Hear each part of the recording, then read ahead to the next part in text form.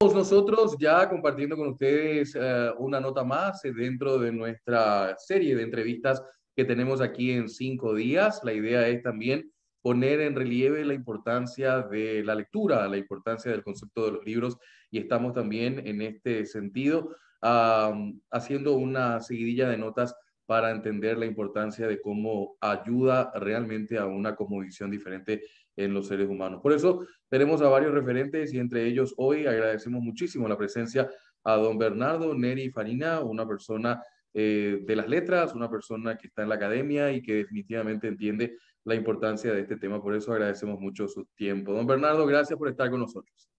Gracias a vos, Juan Pablo, y bueno, a la gente de 5 días, el hecho de que se acuerden siempre de uno, ¿no?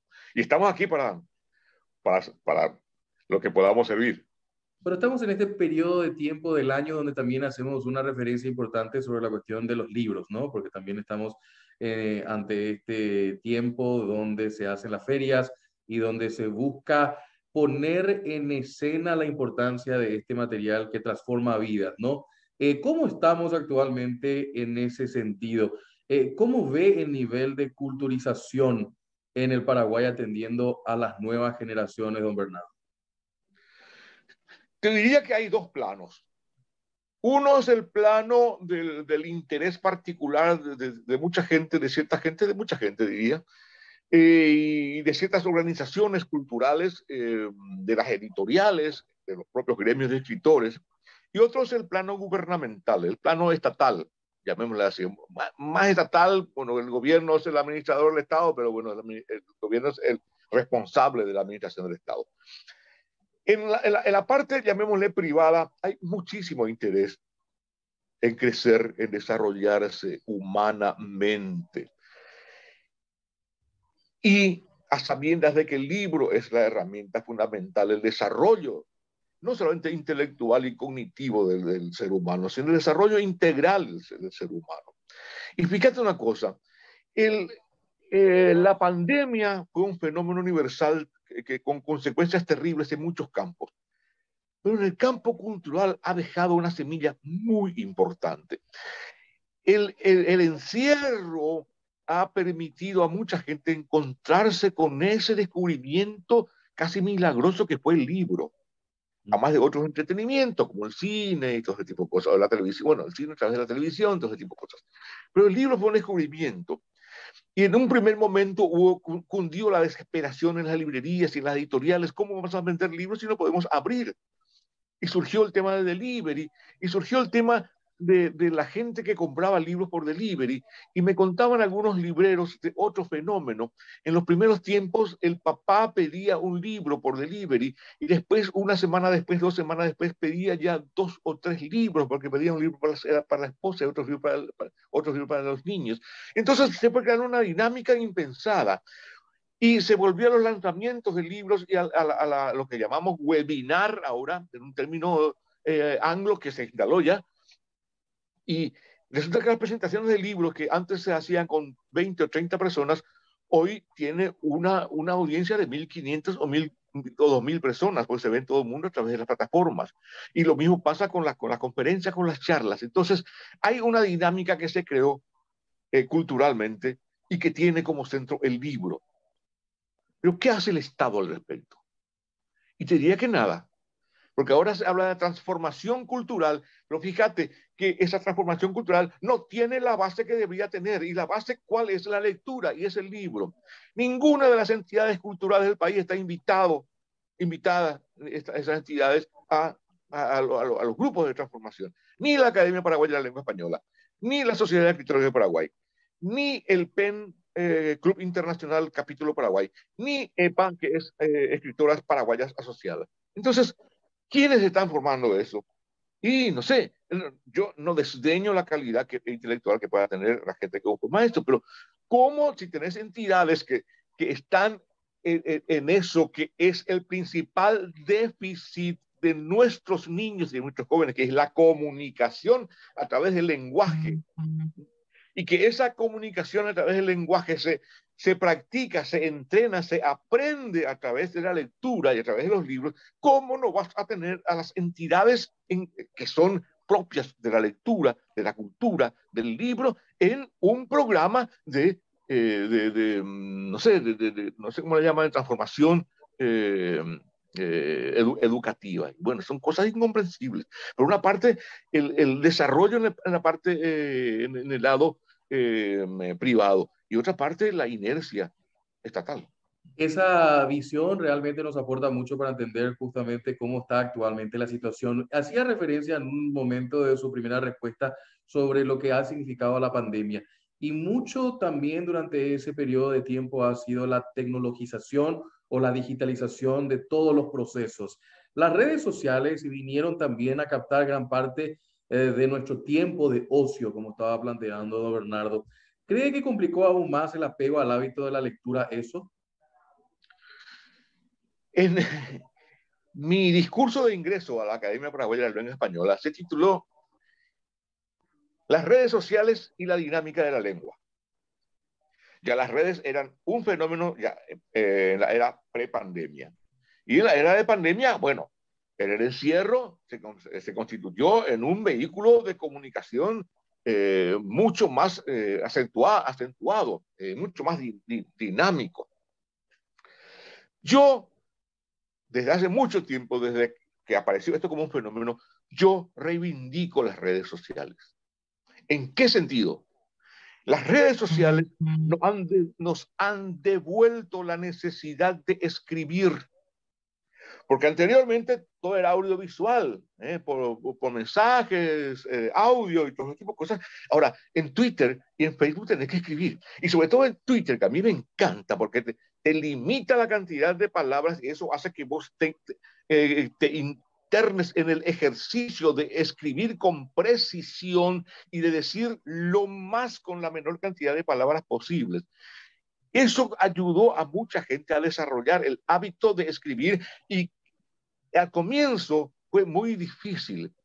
Recordarás que la gente escribía muy mal, con pésima sintaxis, con aquellas expresiones inventadas, con aquellas palabras que se abreviaban de manera absolutamente absurda.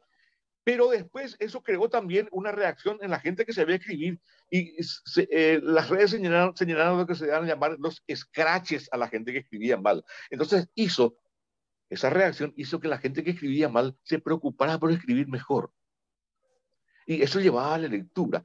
Entonces hoy se escribe bastante mejor en las redes que lo que se escribía hace 5 años. Y ese es un avance. Además, como medio de comunicación, las redes son fundamentales. Yo, que soy un periodista, que soy una persona que debe estar informada, yo a la mañana temprano comienzo con Twitter, mi mañana. Eso está diciendo algo.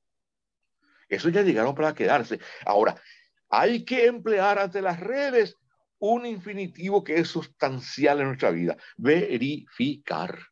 Ujú. Y esa obligación de verificar nos lleva a otro fenómeno. Cuando muchos apocalípticos dijeron que las redes era la muerte del periodismo y el periodista, se dio vuelta la tortilla. Y hoy las redes necesitan más que nunca del periodismo y del periodista para desentrañar toda esa selva de fake news, de noticias falsas y toda esa infernal cantidad de cosas que se publican ahí. ¿Quién decodifica eso? Un periodista formado profesional y éticamente. Interesante la visión, realmente creo que aporta mucho para entender también esto que estamos viviendo en la actualidad, que es toda la inmersión de las redes sociales en el mundo de la lectura, porque también eso implica uno el ejercicio también de leer. Don Bernardo, dos preguntas más y luego una conclusión al respecto en este tiempo que estamos dándole el valor a la lectura y a los libros. ¿Qué libros usted cree que atraen a los paraguayos en su doble dimensión, los que leen y los que escriben? El paraguayo es amante de la historia. Los libros de historia son los libros más vendidos. Eso es estadísticamente comprobable porque yo estoy en contacto y trabajo mucho con editoriales y todo ese tipo de cosas. Los libros de historia siempre son más vendidos. Y inclusive los libros de literatura que atañen a la historia, las novelas históricas, los cuentos que tienen relación con la historia. Ayer justamente lanzamos un libro que se llama La Otra Epopeya, que es una selección de 18 cuentos sobre la guerra del Chaco. Y entre esos 18 cuentos está el cuento La Excavación de Augusto Roa Bastos y otro cuento de Teresa Lamas, y después cuentos de gente actual, gente joven y algunos veteranos que estamos ya baqueteados en esto. Y eso ayuda, ese libro con cuentos sobre la guerra del Chaco, ayuda a dar una visión diferente a la historia. Porque muchos de esos cuentos atañen a hechos, tocan hechos que la historiografía no cuenta. Por ejemplo, la prostitución durante la guerra, la homosexualidad durante la guerra, visto con una dimensión muy humana, el tema de las deserciones, y bueno, ese tipo de cosas. Y al paraguayo le encanta internarse en la historia de su país. Hoy hay una gran eclosión de discusiones respecto a nuestra historia, sobre todo en la guerra de la Triple Alianza, que es la guerra que nunca acaba. Y entonces eso hace que la gente trate de buscar bibliografía para enterarse, por lo menos para discutir con cierto conocimiento de causa. Porque también sucede el fenómeno que a los paraguayos nos encanta discutir sobre la guerra, pero no leemos sobre la guerra. Y entonces hablamos de las leyendas y los mitos que nos instalaron algunos, pero por ahí va la cosa. El paraguayo le encanta leer historia, los libros de historia son los más vendidos, y después estos libros que a mí no me gustan mucho porque se venden mucho, que son los libros de autoayuda. Okay. Pero una cosa es fundamental, que se lea, porque ese hecho de leer, ese ejercicio de leer, lleva sobre todo a la comprensión de ciertas complejidades en la estructura del pensamiento lógico, y también lleva al entrenamiento de saber construir el lenguaje. La sintaxis es difícil para el paraguayo porque algunas veces se enreda un poquito con el guaraní, pero no es por culpa del guaraní, sino por culpa de que aprendimos más guaraní y aprendemos más castellano. Y entonces la lectura nos facilita ese hecho de acostumbrarnos a construir una frase, a construir una oración, a cerrar un pensamiento, porque también a los paraguayos nos cuesta mucho usar los signos de puntuación y las tildes y todo ese tipo de cosas. Y cuando yo les enseño a los chicos en la universidad la diferencia que hay en el significado de una palabra con tilde y la misma palabra sin tilde, se asustan. Y bueno, pero la lectura es fundamental para eso. Y hoy hay una mayor, digamos, mayor necesidad, imperiosidad inclusive por leer. Y hay sectores jóvenes que son muy interesantes, que son casi colectivos de lectura. No tienen mucha visibilidad, pero sí son colectivos. Pues se forman en ciertos colegios y se forman en ciertas comunidades, lo que antes llamábamos tribus urbanas, que estaban para otras cosas, para lo que nosotros decimos las jodas. No, pero hay tribus urbanas hoy dedicadas a la lectura. Y hay gente muy talentosa, gente de entre 25 y 30 años que está haciendo ejercicios ya, inclusive gente que está publicando. El ganador del concurso de novela inédita de la Academia para la Lengua Española es Marco Augusto Ferreira, un chico de 26 años, con una novela extraordinaria. Eso quiere decir que el hábito de la lectura se está extendiendo poco a poco. Falta el impulso total que debe dar el Estado a través de un plan nacional de lectura. Sin un plan nacional de lectura, esto no se va a diseminar, porque debemos llegar a todo el país. Y brevemente, y en honor al tiempo también, agradeciendo mucho con su presencia con nosotros, don Bernardo, ¿qué se escribe más? ¿Se escribe más ensayos? Hoy se escribe mucha literatura. La ensayística, la ensayística es un género que atrae mucho a los paraguayos, pero generalmente la ensayística se asocia más con el ámbito académico. Hay muy pocos ensayos literarios, llamémosle así. Hay muchos ensayos académicos y se escriben muchos papers hoy. Con esto de la pandemia también motivó que las revistas académicas estuvieran en línea y bueno, se difundieran bastante y promovieran la redacción de papers y distintos ensayos. Pero se escribe mucha literatura hoy día. Hay una eclosión de la novelística, gracias a los premios de novela inédita que hay ahora, y también la cuentística. Ahí aparecen muchos cuentistas, sobre todo entre la gente joven, y con cuentos con una temática ya universal. Pasamos ya la época del nacionalismo, ese paraguayo, ese sentido bucólico, casi rural del paraguayo. No, hoy el paraguayo es un ser humano urbano. Incluso los que viven en zonas rurales piensan ya con proyección urbana. Lo que esto me lleva a consultarle, ¿qué consejo le daría a los jóvenes para desarrollar el hábito de la lectura en un tiempo donde las tecnologías están muy presentes y anteriormente existía más tiempo como para leer, ¿no? Sí. La tecnología debe ser una aliada de la lectura. Hace poco tiempo decíamos, los libros son muy caros, no puedo acceder a los libros. Hoy tenés todas las bibliotecas del mundo, tenés en tu celular. Entonces, la tecnología es tu aliado. Inclusive, en tiempos en que muchos profesores prohibían el uso del teléfono en clase, yo promovía el uso del teléfono en clase porque les decía, bueno, busquen ahora la biografía de tal persona o busquen este pasaje y les daba la dirección y buscaban. Y entonces se habituaban a leer en su celular. Y eso tarde o temprano te lleva a leer en físico, porque te acostumbra a leer. Y entonces debemos utilizar la tecnología para ese hábito de la lectura. Porque inclusive yo tengo pruebas de que materiales bastante largos, desarrollados, casi ensayos, se leen bastante en Facebook, por ejemplo, que te permite desarrollar materiales. Y me sorprende que hay materiales, ensayos o textos así, historias de vida, que se publican en Facebook y tienen 1.000, 1.500 me gusta y ese tipo de cosas. Y es una experiencia nueva. Entonces, la tecnología no colisiona con la cultura. Tenemos que tener la suficiente inteligencia para hacer que la tecnología sea nuestra aliada en, en esa epopeya de hacer que la gente lea. Don Bernardo, ¿se encuentra trabajando en algún material? ¿Nos puede comentar un poco algo al respecto? Siempre estoy en varios proyectos, sobre todo esto de dar de charlas y pequeñas conferencias y mesas redondas sobre la cultura. Y sí, estoy escribiendo 2 novelas y tengo que publicar un libro de cuento ahora, que ya tengo comprometido.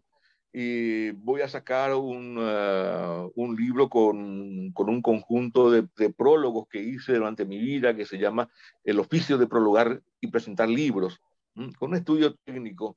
Y también voy a publicar el conjunto de mis artículos en ABC, como una especie de guía de periodismo de opinión, unas clases de periodismo de opinión para las facultades de periodismo. Y bueno, siempre estoy trabajando en eso, en lo mío, en los libros y en el periodismo.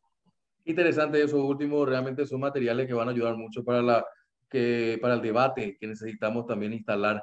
Don Bernardo, por último, nosotros seguimos muy atados un poco a la memoria de Roa Bastos. ¿Por qué no podemos tener grandes nombres todavía? ¿Nos hace falta promotores también de los talentos?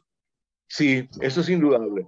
Y yo te diría que hasta los medios colaboran para la poca difusión de las nuevas entidades literarias que estamos teniendo. Hay mucha gente joven que está escribiendo estupendamente, pero todavía escasa difusión. Tenemos todavía una sociedad que vive de espaldas a su literatura, o no sabemos por ahí que si la literatura vive de espaldas a la sociedad en conjunto, pero a pesar de que se lee más y se escribe más, pero no hay una la gran cantidad de escritores y escritoras que existen en este momento no está todavía en el inconsciente colectivo de la gente. Y eso pasa inclusive en el exterior. Cuando vamos al exterior, muchas veces, hace poco escribí para una revista francesa, me dice, sí, basta, ya, Robabasto, está bien el Robabasto, ¿qué tienen más? Yo sé que tienen más, me decía esta señora Fernández, justamente de la Universidad de Toulouse. Y en el exterior mismo están tratando de rescatar a gente actual en nuestro país. Y nosotros mismos también debemos hacer eso. Solamente que por un facilísimo nos acordamos más de Roa, hasta nos olvidamos de Casaxia. Ayer fue el cumpleaños de Casaxia, el padre de la novelística moderna en el Paraguay. No hubo ningún... no escuché por ahí nada al respecto, solamente yo escribí algo en Facebook, en Twitter.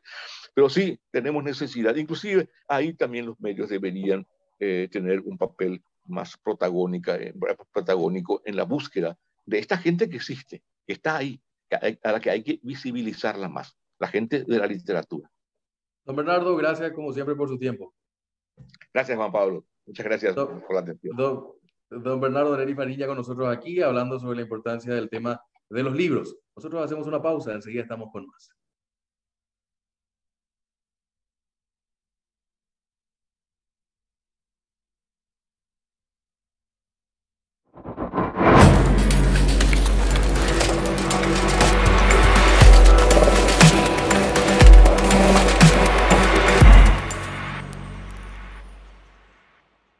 En un minuto te traigo las principales noticias que debes saber de la mano del diario El Independiente. Pasaporte al derroche. Durante el actual periodo, legisladores de la Cámara de Diputados han realizado 68 viajes a más de 20 destinos del mundo en los que se embolsaron solo en concepto de viático recursos por unos 500 millones de guaraníes.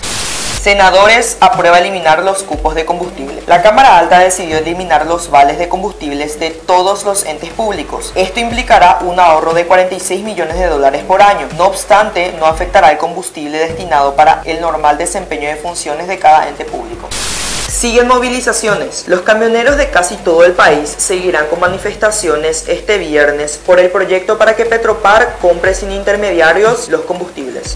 Para mantenerte conectado con todas nuestras informaciones, seguinos en nuestras redes, @elindeppi en Twitter y @elindependientepi en Instagram.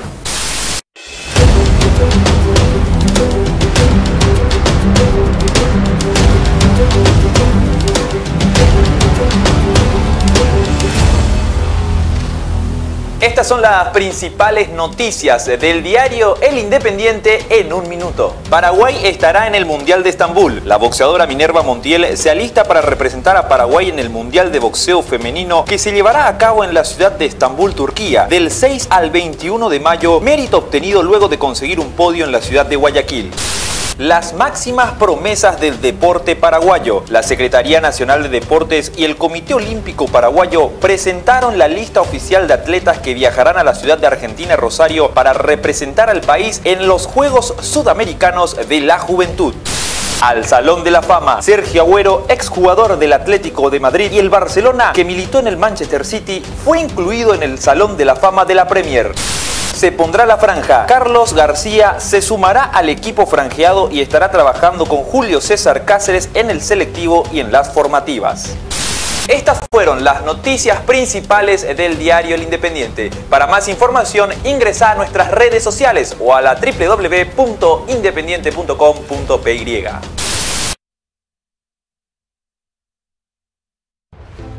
A todos nos cuesta ganar el dinero. Por eso entendemos el valor de cuidarlo. Hoy más que nunca, creemos que es fundamental elegir las cosas que nos gusta hacer. Y para poder hacer siempre un poco más, hay algo que es muy importante: el ahorro. El ahorro es pagar menos cuando podés hacerlo. Es aprovechar descuentos y promociones para que siempre puedas hacer lo que querés hacer. Porque la vida es hoy y también mañana. Vení a Sudameris. Disfruta todos los beneficios que tenemos para vos y convertite en un artista del ahorro. Sudameris, todo un banco.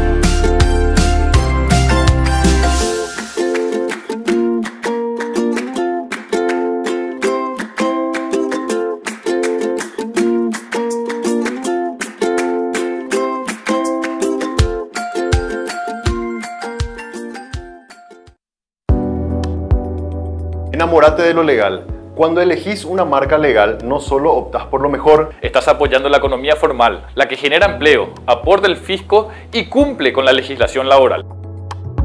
Estás premiando el esfuerzo del que crea innovando y promoviendo una economía de avanzada, la que nos hace crecer siendo competitivos. Si elegís una marca legal, le estás dando un portazo a la mentira y a la mediocridad. Cada vez que elegís una marca, le das un voto de confianza a la empresa y al trabajo paraguayo. Enamórate definitivamente de un país seguro y confiable.